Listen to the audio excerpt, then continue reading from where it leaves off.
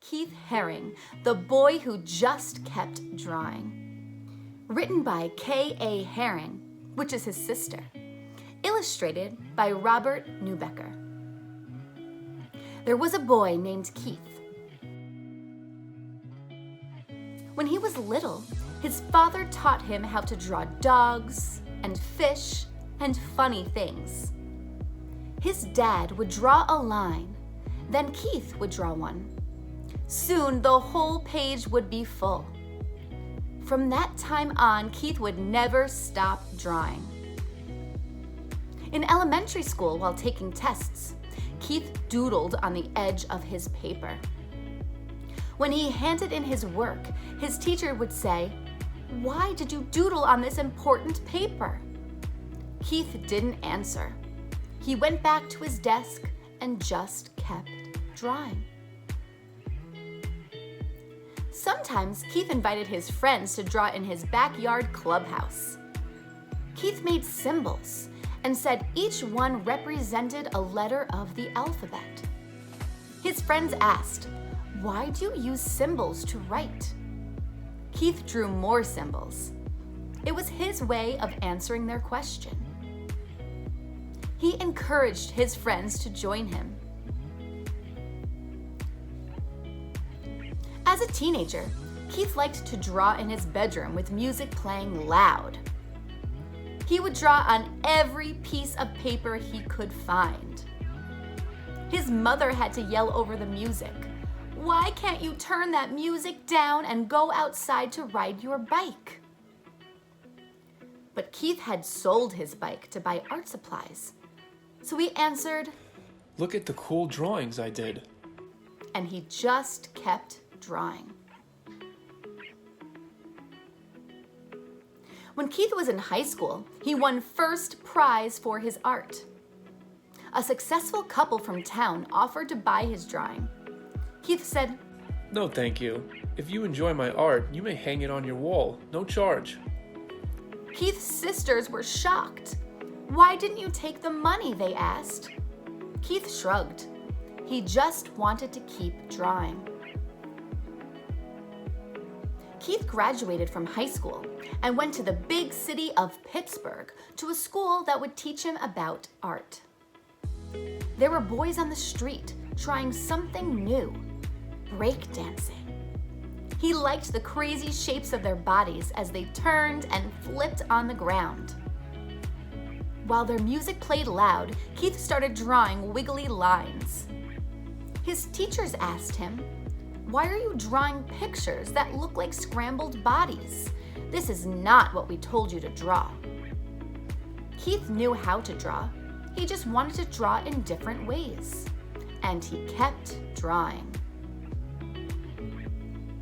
Keith moved to the huge city of New York when he was 20, so he could draw with other artists. He started to draw all over the city, on walls, on sidewalks, and on paper that he hung on lampposts. His drawings were washed away by the rain or torn down by street cleaners. Other artists asked Keith, "Why do you draw in places where your pictures are erased?" Keith didn't hear them. He was searching for another wall so he could keep drawing. Keith got a job delivering packages and sometimes rode the subway. One day, he saw a panel of black paper on the wall in a station. He rushed outside to buy chalk and came back and began to draw. The white chalk made bright, smooth lines on the black paper. Day after day, Keith filled the empty panels in the subway stations with art. Soon, people who rode the subway were looking for white chalk drawings. No one knew the name of the artist, but his drawings were easy to recognize. People asked him, "Why are you drawing here? What do your pictures mean?" Keith said, "What do you see? You decide what they mean." Where Keith lived, there was trash on the street, and people didn't always say hello to each other. One day, he and his friends cleaned up 20 bags of garbage in front of a long wall. Then Keith painted square faces with smiles and body shapes dancing upside down. The neighbors liked the drawings and stopped to say thank you. A policeman came by and lectured Keith. "Why did you do this? I have to give you a ticket because you didn't get permission." Keith paid the fine and just kept drawing. Soon, people wanted to see more of Keith's drawings, and he was asked to display his work in an art gallery. Art was hung from floor to ceiling, and in between, he painted on the walls. Keith invited everyone to come and enjoy his work. All of Keith's artwork sold. The gallery owner asked him, "What are you going to do with all of this money?" Keith said, I read in the newspaper that there are kids who don't have enough to eat. I didn't have this money yesterday, and I was happy. If I don't have it tomorrow, I'll still be happy. All children need to eat. I'll send the money to them. The gallery owner gasped. "Why?" Keith just smiled and started to draw again. Now people were inviting Keith to draw in famous museums and exhibit in galleries all over the world. He was proud that he had become a successful artist.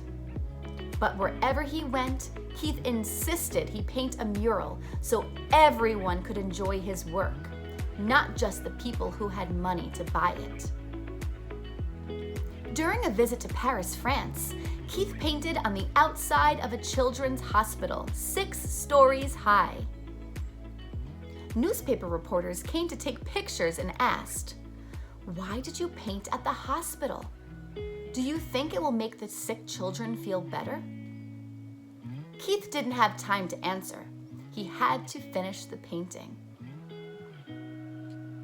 When the Statue of Liberty was 100 years old, Keith drew an outline of the famous statue on a huge piece of vinyl fabric.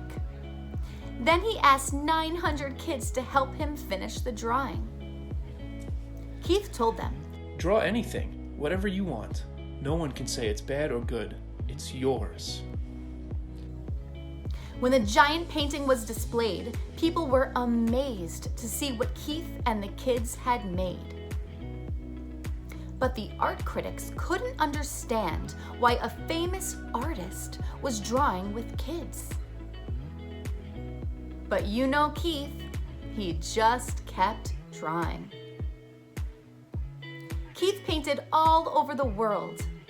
He would draw on anything, anytime, anywhere. Wherever he went and whatever he did, he would not stop. He just kept drawing.